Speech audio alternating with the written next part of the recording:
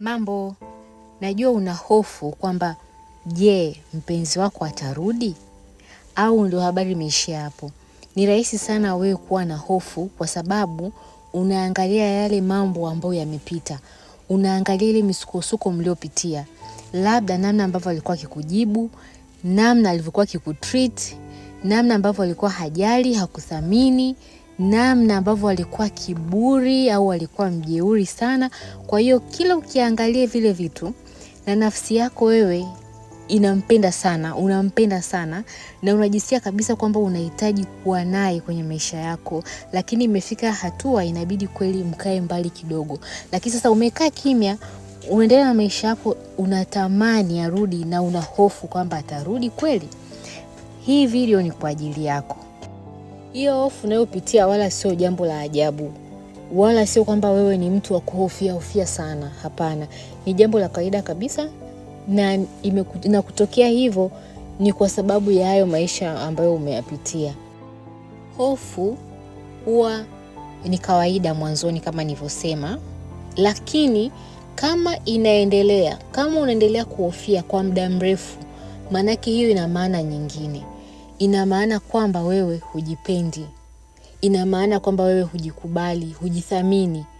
Ndio kwa kawaida unajikubali ile ya kawaida na kujipenda kwa kawaida, lakini linapokuja hilo swala ya mapenzi au la huyo mpenzi wako, wewe umejiweka level ya chini kabisa. Yaani hujipendi, hujikubali, hujithamini, ndio maana unaendelea kuwa na hiyo hofu.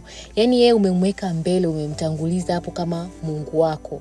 Ndio maana unakosa amani, unakosa furaha, unaishi kwa hali ya unyonge kwa sababu tu yeye hayupo sasa hivi kwenye maisha yako, au mmetengana, au unahofia kwamba atarudi kweli au hatarudi.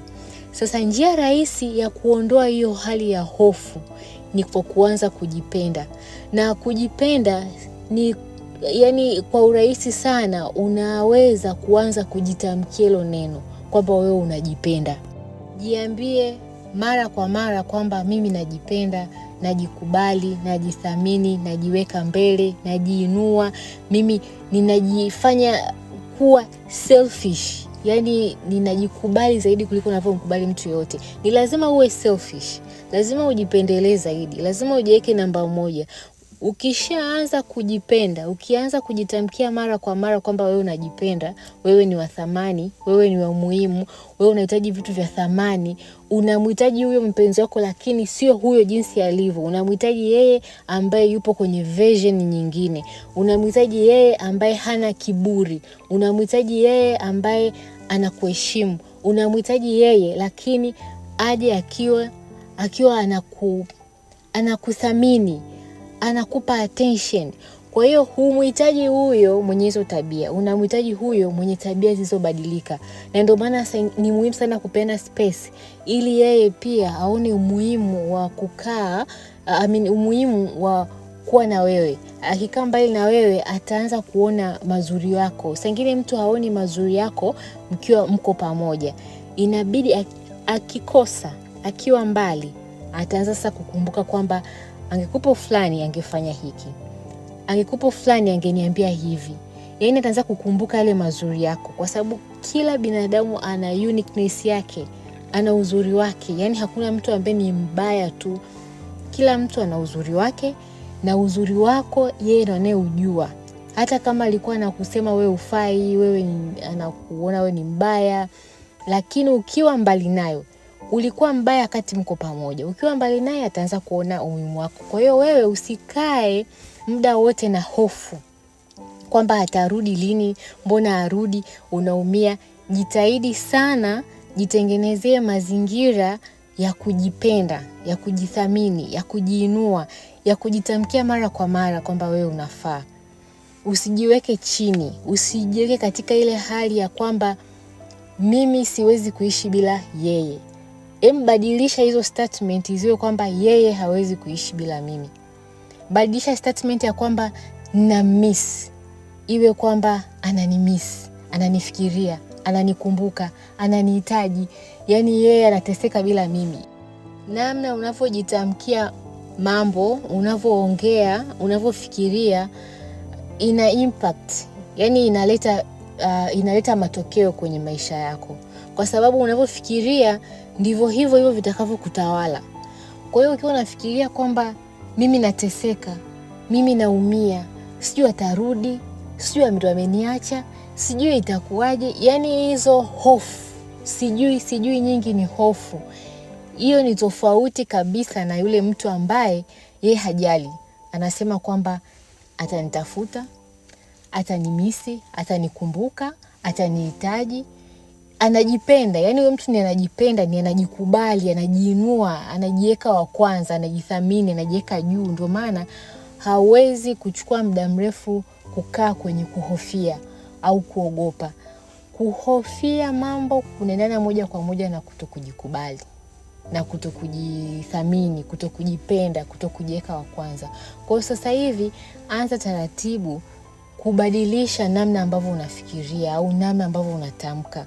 Hata ukiwa unatania, hata kama unaongea na wenzako, usiseme, au rafiki yako, usimwambie kwamba sijui kwa uliko ananikumbuka, hivi anaweza akanifikiria, hivi anaweza hivi ndio atakuwa amenisahau kabisa. Yani hayo maneno yanaonyesha kabisa uko upande wa udhaifu. Na sio kuonyesha tu, kitu kibaya ni kwamba unavyoyatamka unakiri udhaifu. Lakini ukianza kujifunza kuongea kinyume cha hayo maneno na kusema kwamba yule najua kule aliko lazima kuna vitu anavikumbuka vya kwangu, kuna mambo atayakumbuka. Maki mwenyewe ukikumbuka, ukitafakari, kuna vitu vizuri ambavyo ulimfanyia, na hivyo vitu ulijitahidi sana, ulijitoa sana, uliwekeza sana upendo kwake. Kwa hiyo hawezi kusahau kirahisi. Kwa hiyo usijichukulie poa kama vile ambavyo yeye amekuchukulia poa au watu wengine wanakuchukulia poa. Yani wewe usiwe mmoja wao wa wale watu wanaokuchukulia wewe poa. Wewe lazima ujiinue, manake hakuna mwingine wa kukutetea zaidi yako wewe mwenyewe. Lazima ujiweke namba moja, ujiweke juu, ujiweke untouchable. Kiasi kwamba ujiweke katika mazingira, yani iwe ni kwamba yeye ndo anayekutazama kwa kukumbuka, kwa kukumisi. Na itakuwa hivyo kwa kadri ambavyo unavyofikiria, kwa kadri vile ambavyo unawaza, ndivyo itakavyokuwa. Yani maisha yako yapo kutokana na vile ambavyo unawaza. Ili somo nitalielezea tena kwenye video inayofuatia, somo la kwamba jinsi ulivyo ndio maisha yako yatakavyokuwa. Lakini kwa sasa hivi jitahidi uache kuwa na hofu, kwa kuanza kujipenda sana, kujithamini, kujikubali, kujiinua, kujiweka wa kwanza, kujiweka mbele, kujiweka juu, kuwa selfish, kutokuruhusu moyo wako ukae unafikiria unaumia kuhusu mtu mwingine. Najua kwamba inaweza ikawa ngumu mwanzoni, lakini jitahidi kila siku unajitamkia maneno mazuri. Ukianza kumwaza kwamba yeye ndo anayeamini wewe unaumia, unamisi, basi badilisha hayo mawazo, badilisha hayo maneno mpaka pale utakapokuwa sawa. Mambo ya upendo, mambo ya kiroho yanafanywa na ni mambo ya kisaikolojia.